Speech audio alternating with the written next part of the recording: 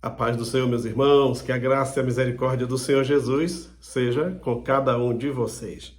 Sou o pastor Moisés Vieira de Lima e nós estamos aqui no canal Boas Notícias com mais um subsídio para a Escola Bíblica Dominical Lições Bíblicas, lição de adulto da Casa Publicadora das Assembleias de Deus. Estamos na última lição do nosso primeiro trimestre de 2025, um trimestre riquíssimo, com lições abençoadoras, e creio que você foi ricamente abençoado, você aluno ou professor que durante este trimestre esteve na escola dominical aprendendo da palavra de Deus com esta lição muito rica. E encerramos hoje, esta lição, a lição de número 13, com o assunto perseverando na fé em Cristo. Durante todo o trimestre, como você já sabe, o tema principal foi em defesa da fé cristã, combatendo as antigas heresias que se apresentam com nova aparência. Muito bem, então hoje a nossa lição, a última lição, estamos com o assunto perseverando na fé em Cristo Jesus. O texto de ouro da nossa lição diz: temos muito firme a palavra dos profetas, a qual bem fazeis em estar atentos, como a uma luz que alumia em lugar escuro, até que o dia esclareça e a estrela da alva apareça em vosso coração. 2 de Pedro, capítulo 1, versículo 19. Verdade prática diz: a Bíblia Sagrada é o único instrumento moral e espiritual estabelecido por Deus para aferir a nossa conduta diante do Criador, da sociedade, da pátria e da família. A nossa leitura bíblica em classe está em 2ª carta de Paulo a Timóteo, capítulo 3, versículos 10 até o 17. Diz-nos assim: tu, porém, tens seguido a minha doutrina, modo de viver, intenção, fé, longanimidade, amor, paciência, perseguições e aflições tais quais me aconteceram em Antioquia, em Icônio, em Listra. Quantas perseguições sofri, e o Senhor de todas me livrou. E também todos os que piamente querem viver em Cristo Jesus, padecerão perseguições. Mas os homens maus, enganadores, irão de mal a pior, enganando e sendo enganados. Tu, porém, permanece naquilo que aprendestes e de que fostes inteirado. Permanece, grifa aí, ó. Permanece naquilo que aprendeste, de que fostes inteirado, sabendo de quem o tens aprendido. E que desde a tua meninice sabes as sagradas letras que podem fazer-te sábio para a salvação pela fé que há em Cristo Jesus. Toda escritura com E maiúsculo, toda escritura divinamente inspirada é proveitosa para ensinar, para redarguir, para corrigir, para instruir em justiça, para que o homem de Deus seja perfeito e perfeitamente instruído para toda boa obra. Graças a Deus. Esta é a leitura feita na versão corrigida, Eu quero ler esses dois versículos novamente, o 16 e o 17, na Bíblia, a Nova Bíblia Viva, e diz assim, olha só, os versículos 16 e 17. Toda a Escritura nos foi dada por inspiração de Deus e é útil para nos ensinar o que é verdadeiro, para nos fazer compreender o que está errado em nossas vidas. Ela nos endireita e nos ajuda a fazer o que é correto. Ela é o meio que Deus utiliza para nos tornar bem preparados em todos os pontos, perfeitamente habilitados para toda boa obra. Então, esses quatro itens aqui, que diz ensinar, redarguir, corrigir e instruir, aqui está ensinar. Agora, redarguir, olha só como está nessa versão. Nos fazer compreender o que está errado em nossas vidas. Redarguir como se diz a Bíblia, quando nós lemos a Bíblia e vamos para a Bíblia para aprender do Senhor, ela mostra os erros que estão em nós, os erros que estão em mim, os erros que em vez de eu olhar para os outros, a Bíblia mostra o meu próprio erro, a minha falha, o meu defeito. Como disse um certo pregador, lendo a Bíblia encontrei muitos erros, muitas falhas, muitos defeitos, todos eles em mim. Isso é redargui, é o que a Bíblia faz. Redargui, só para repetir, ela nos faz compreender o que está errado em nossas vidas. E aí, diz aí, instruir. Aqui vem como ela nos endireita. Aqui diz para instruir em justiça. Aqui diz assim, ajuda a fazer o que é correto, certo? Essa é a palavra de Deus, a inerrável palavra de Deus. Graças a Deus. Então, o assunto da lição, para 30 de março de 2025, perseverando na fé em Cristo. E nesta lição, vamos aprender um pouquinho do que Paulo passou para o irmão Timóteo, um jovem obreiro, Timóteo. Em duas cartas que Paulo escreveu e para Tito também, nessas duas cartas ele passa instruções para esses jovens obreiros, sucessores de Paulo no ministério, de como deveria ser a sua vida ministerial, social e tudo mais, tá? Por isso essas cartas, primeira e segunda a Timóteo e a carta a Tito, são chamadas de cartas pastorais. Timóteo era um rapaz, filho de mãe judia, porém seu pai era grego, né? Significa honrado por Deus, o seu nome. Honrado por Deus é o significado de Timóteo. E quando Paulo escreveu para Timóteo, Paulo estava encarcerado, estava na cela de uma prisão romana. E mesmo lá, Paulo estava preocupado com a obra, com a maneira em que muitos estavam lidando com a obra de Deus, os ataques contra a sã doutrina, e por isso Paulo estava aconselhando a esse jovem obreiro a que permanecesse firme.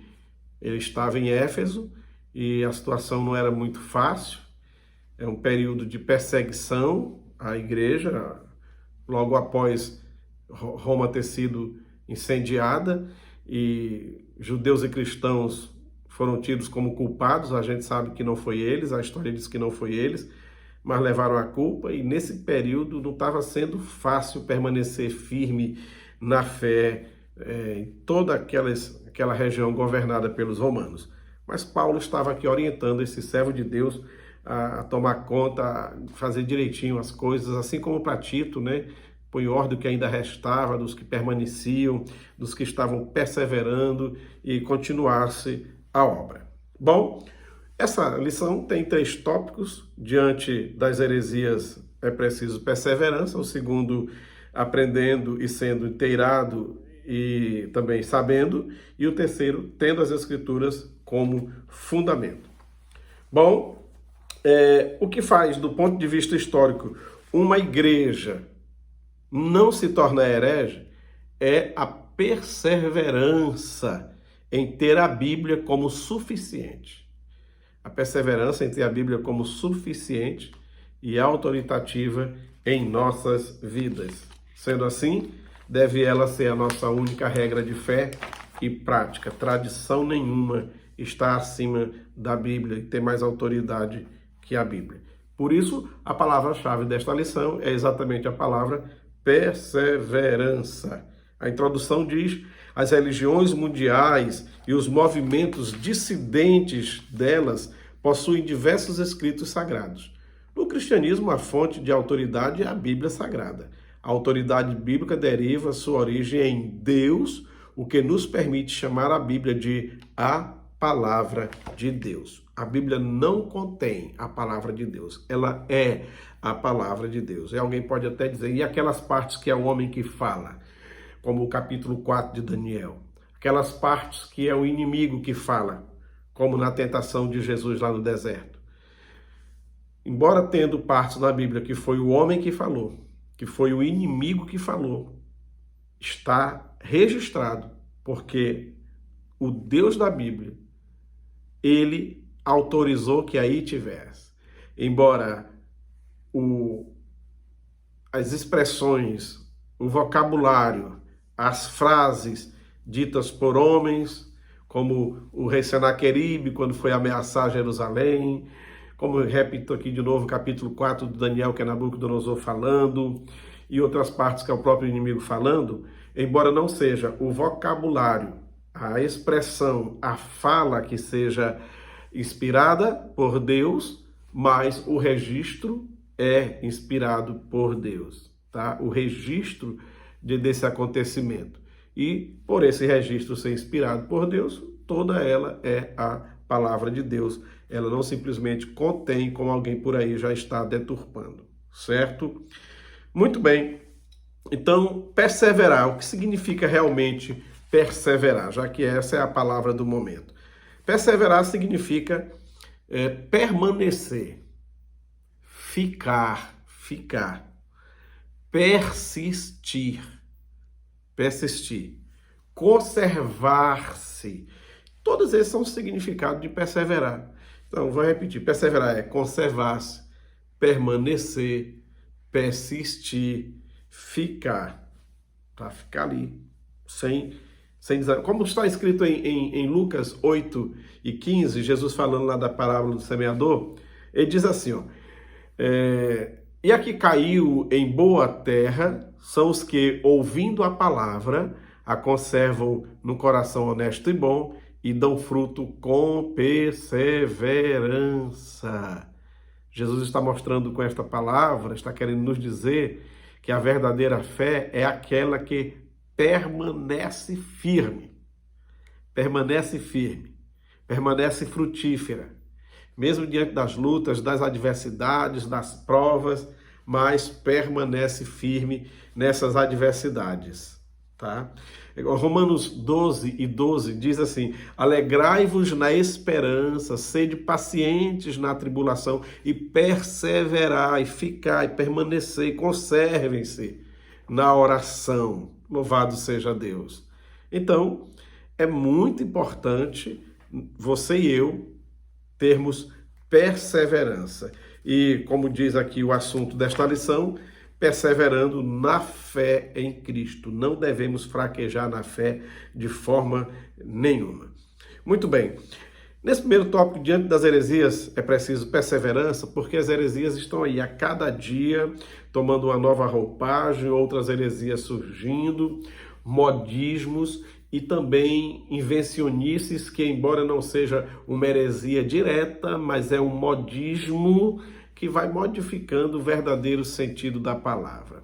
Ultimamente, alguns pregadores não querem mais falar dizendo assim, Deus mandou eu te dizer, porque às vezes Deus não mandou mesmo.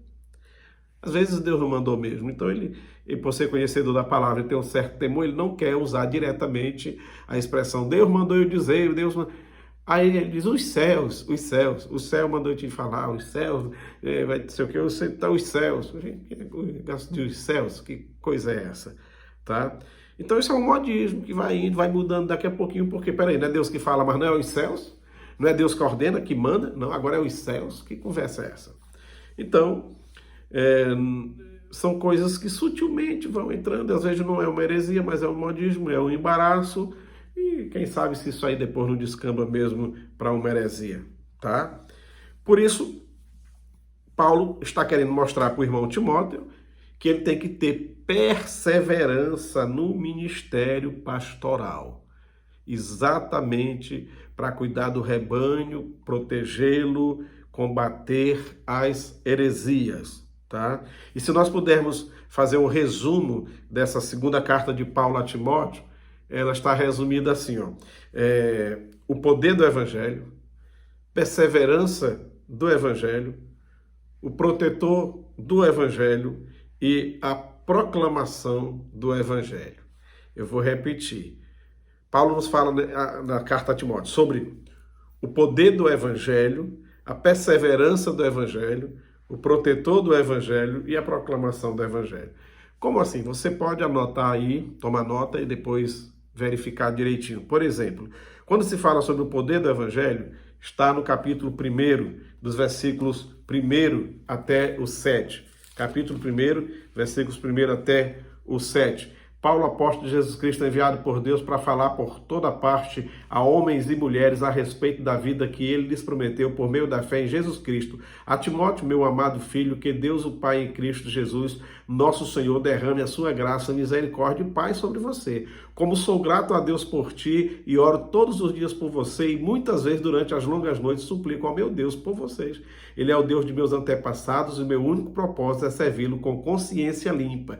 E como estou ansioso para te ver de novo, e como eu ficaria feliz com isso, pois me recordo das tuas lágrimas quando nos separamos. Lembro-me da tua fé não fingida, tal como ocorreu com a tua mãe Eunice e tua avó Loide, e estou certo de que esta mesma fé continua em você. Assim sendo, quero lembrá-lo de conservar viva a chama do dom de Deus que você recebeu quando coloquei minhas mãos sobre a tua cabeça. Pois o Espírito que Deus nos deu não é de covardia, mas de poder, de amor e de equilíbrio. Então essa é a parte que fala sobre o poder do Evangelho.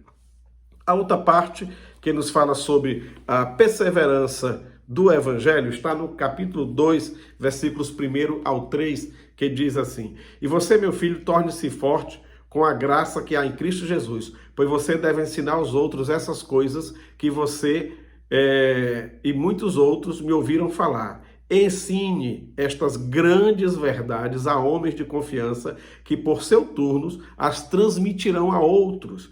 Tome parte nos meus sofrimentos como um bom soldado de Jesus Cristo. Essa aqui é a perseverança no Evangelho. E pulando para o capítulo 3, versículo 1 ao 4, temos sobre o protetor do Evangelho. 1 ao 4 do capítulo 3.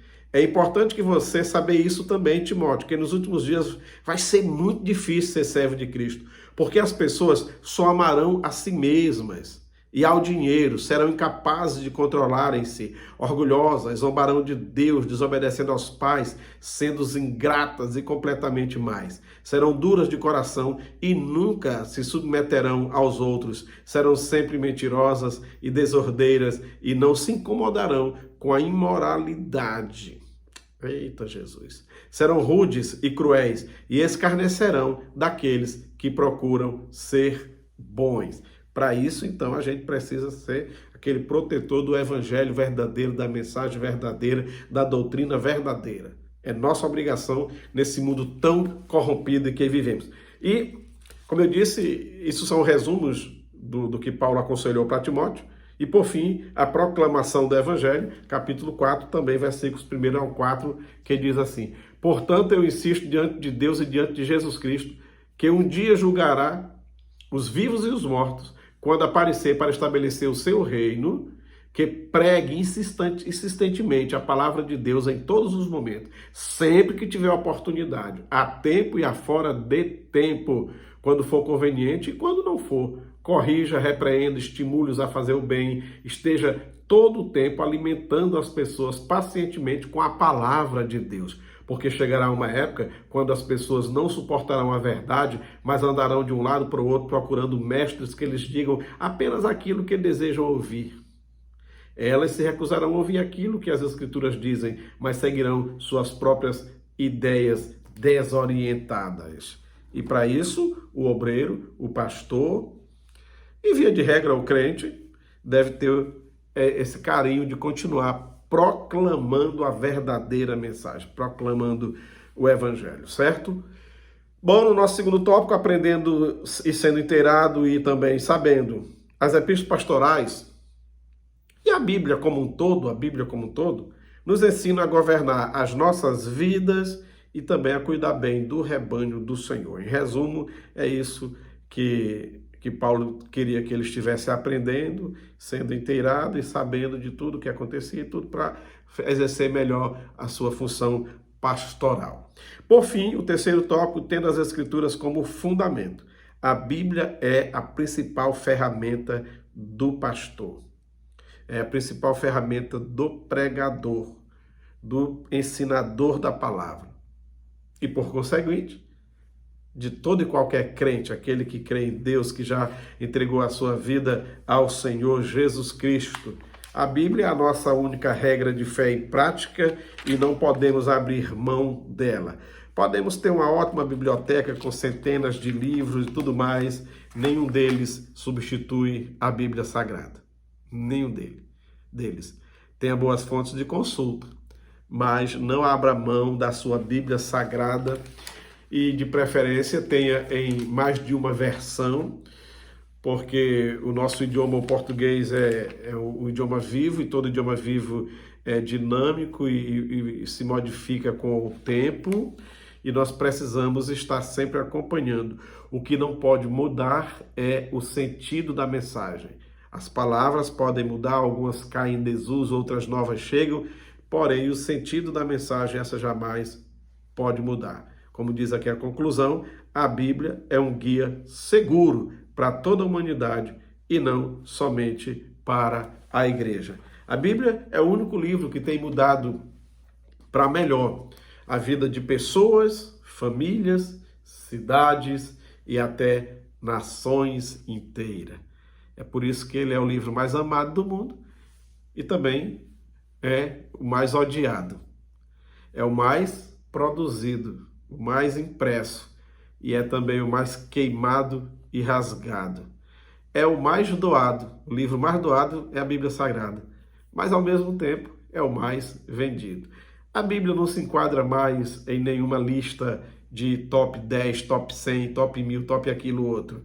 A Bíblia não pode ser chamada de best-seller. Os best-sellers vendem, vai caindo e tudo. A Bíblia, se fosse para classificar toda vez, ela sempre estaria entre os mais vendidos, os mais lidos. E quando a gente lê a Bíblia, a gente não se conforma em ler só uma vez, a gente lê 2 vezes, 3 vezes, 4 vezes. Eu já passei de 20 vezes e acho que ainda li pouco. Então, nenhum outro livro você sente ânimo para ler várias vezes. Além da Bíblia, só teve um outro livro que eu li 2 vezes, um romance. Li 2 vezes somente. Mas nenhum outro livro você dá vontade de ler 3, 4, 5. A não ser que tenha que estudar, fazer pesquisa, fazer um curso, a faculdade, mas por vontade, por amor, por desejo, por carinho, só a Bíblia Sagrada. Só a Bíblia Sagrada, certo? Ele é o livro dos livros.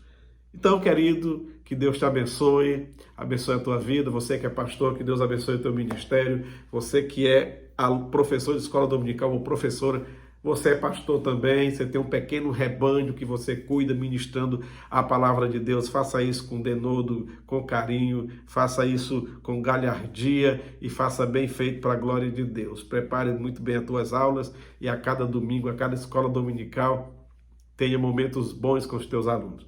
E você, aluno, não seja negligente. Leia o teu material, leia a tua revista e estude a tua Bíblia Sagrada. E vamos juntos continuar crescendo na graça e no conhecimento do nosso Senhor e Salvador Jesus Cristo. Foi bom estar com vocês durante todo este trimestre. O próximo trimestre estaremos juntos, estudando aí o Evangelho de João. Vamos aprender muito sobre esse 4º Evangelho, o único que não é sinótico dos 4, né? Tem 3 sinóticos, ele não é. E ver que o livro de João se destaca como o mais teológico, o Evangelho de João se destaca como o mais teológico dentre os 4. No próximo trimestre, quero estar com vocês. E você que ainda não é inscrito, se inscreva, curta, compartilhe, comente e vamos juntos fazer com que esse vídeo chegue a mais pessoas. A paz do Senhor, que Deus abençoe a todos, em nome de Jesus.